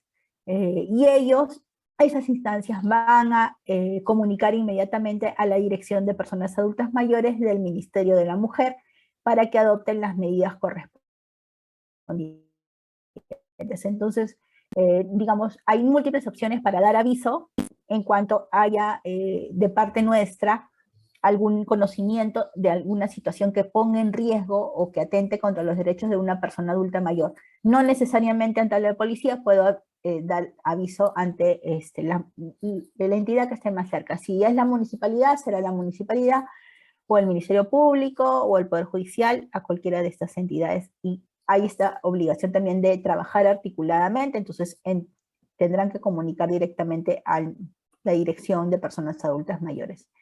Y bueno, este es un resumen bastante apretado de lo que hemos compartido, ¿no? En estas reuniones no teníamos mucho espacio para conversar en esta oportunidad con mayor detalle, ¿no? Esto es más que nada para una retroalimentación de los principales aspectos para que ustedes lo tengan en mente, lo recuerden, ¿no?, entre todo lo que hemos estado viendo. Espero que les sea de utilidad al momento de revisar también las diapositivas de lo que hemos estado trabajando en los talleres. Muchas gracias.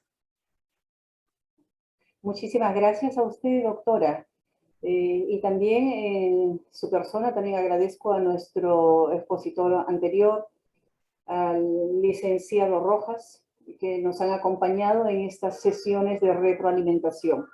Muchísimas gracias a todos los participantes. Esperamos que con estas reuniones de retroalimentación estemos reforzando, fortaleciendo más e internalizando más los conocimientos en cada uno de ustedes para que los lleven a la práctica y puedan aplicarlos en el día a día.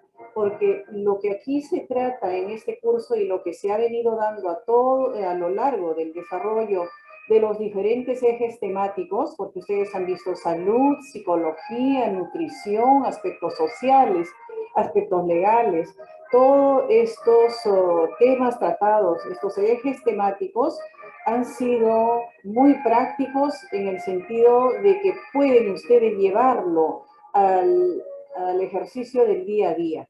En la medida en que ustedes apliquen estos conocimientos, dirán ustedes que realmente sí valió la pena esta capacitación.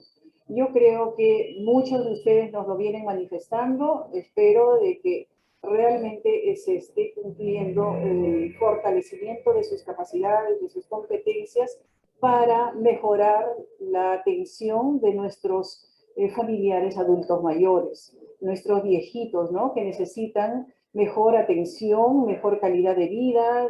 Nosotros hemos aprendido muchas cosas, desde el tema de psicología, ser empáticos, a ser realmente bastante comprensivos con ellos, ¿no? Y darles lo mejor de cada uno de nosotros. Esperamos que estas sesiones de retroalimentación, como repito, sean el refuerzo que nosotros queremos darles a ustedes y ustedes lo sientan también, y siempre en cada sesión, como decían, siempre aprenden.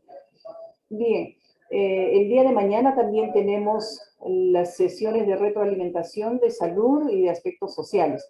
Pero antes que se retiren, por favor, tenemos a Alejandra que nos va a dar las pautas, sobre todo para los que tienen todavía alguna dificultad. No está de más, sabemos que vienen entrando al aula virtual ya muchas personas, pero de todas maneras, Alejandra nos va a dar algunas pautas acerca del aula virtual que nos va a permitir agilizar nuestro proceso de rendición de las evaluaciones que están pendientes. Bien, Alejandra, adelante, por favor. Gracias, señora Corina. Bueno, como les mencionó la señora Corina, les voy a hacer un repaso nuevamente del acceso al aula virtual y dónde están ubicadas las evaluaciones. Aquí tienen que colocar su nombre de usuario y su contraseña, como tienen todos. De todas maneras, les vamos a volver a enviar por A o B si es que no la tienen a la mano, ¿no? Les vamos a volver a enviar la información y hacer clic en el curso de familiares cuidadores. Les va a salir solo este cuadradito. Como bien saben, estos son los videos de todas las clases que también le enviamos en cada sesión al WhatsApp, ¿no? El módulo 1 de psicología. Aquí está la evaluación que la gran mayoría ya dio, pero si es que por ahí hay algunas personas pendientes, por favor no dejen de darlo. Hacen clic en la palabra evaluación y inician su intento. Como les mencioné, la gran mayoría ya lo ha dado, pero las personas, por favor, que quedan pendientes, no dejen de darlo. Luego continuamos con el módulo de salud. Al final también está la evaluación final del módulo de salud. Hacen clic en la palabra donde va a salir una manito y ahí también pueden resolver su módulo. Luego el módulo de social, nutrición, legal. En este caso, como hoy día hemos hecho la retroalimentación del módulo de nutrición y legal, las personas que están pendientes dar su evaluación la pueden dar desde ya, cosa que están, ¿no?, con las ideas frescas, porque más que todo el repaso ha sido en base también a las preguntas de las evaluaciones. Entonces van a ir al módulo 4, que es el módulo de nutrición, dan clic a la palabra examen final del módulo 4 nutrición, intentan resolver el cuestionario ahora, así les va a salir, le dan a la palabrita, comenzar intento, y les va a aparecer las preguntas del examen. En este caso les aparece de 2 en 2, ¿no? Sobre la alimentación, ¿qué frase no sería la correcta? Selecciona una. Leen las alternativas y marcan, así como han venido haciendo con las otras evaluaciones. De igual modo, con el módulo de legal, que acaban de tener también el repaso,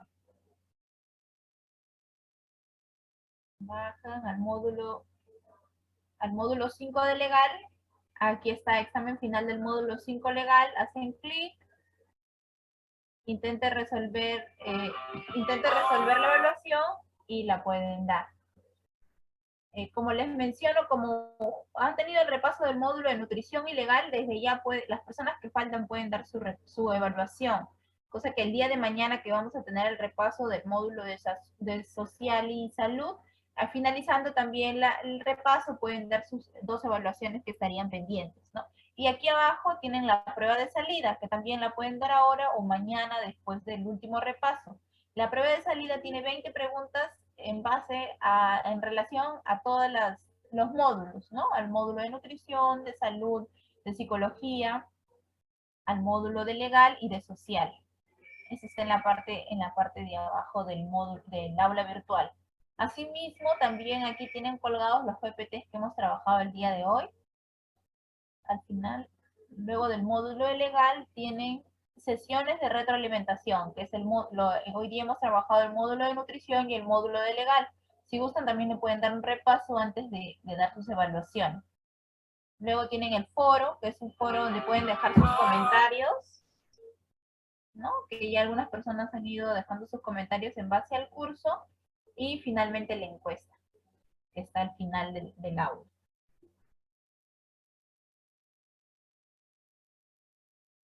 Aquí, la encuesta, que también es para marcar. Responda a las preguntas, le da clic a responda a las preguntas y les va a aparecer, ¿no? Las preguntas. Por ejemplo, ¿cuáles son los indicadores? El 1 se considera como deficiente, el 2 como regular, el 3 como bueno, el 4 como muy bueno y el 5 excelente. Leen la pregunta número 1 que dice, con respecto a los objetivos y contenidos del curso, ¿se cumplió el sílabo del curso? Si consideran que fue excelente, le dan clic acá al circulito, excelente. Luego, los contenidos son coherentes con los objetivos del curso, igualito, ¿no? Así conforme a lo que ustedes consideren que es la puntuación. Y al final, si tienen algún comentario, también lo pueden dejar acá y le ponen enviar su respuesta. Y listo, se ha enviado su respuesta. ¿Ok? Igual como les repito, vamos a enviarles nuevamente sus usuarios, sus contraseñas. En los grupos de WhatsApp también vamos a consultar si alguien tiene algún inconveniente de entrar al aula virtual, si necesitan asesoría, apoyo en lo que le podamos ayudar, al fin de que puedan regularizar sus evaluaciones que quedan pendientes. ¿Ok? Los esperamos mañana, como la sesión de hoy, a las 5.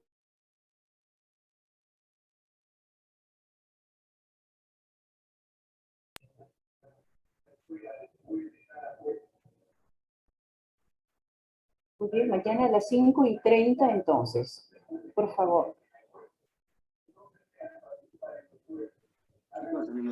Muchas gracias, doctora. Hasta mañana. Hasta mañana. Gracias por todo. Hasta mañana, Gracias, doctora. Gracias. Bendiciones. Gracias, hasta mañana. Gracias. Hasta mañana. Hasta mañana.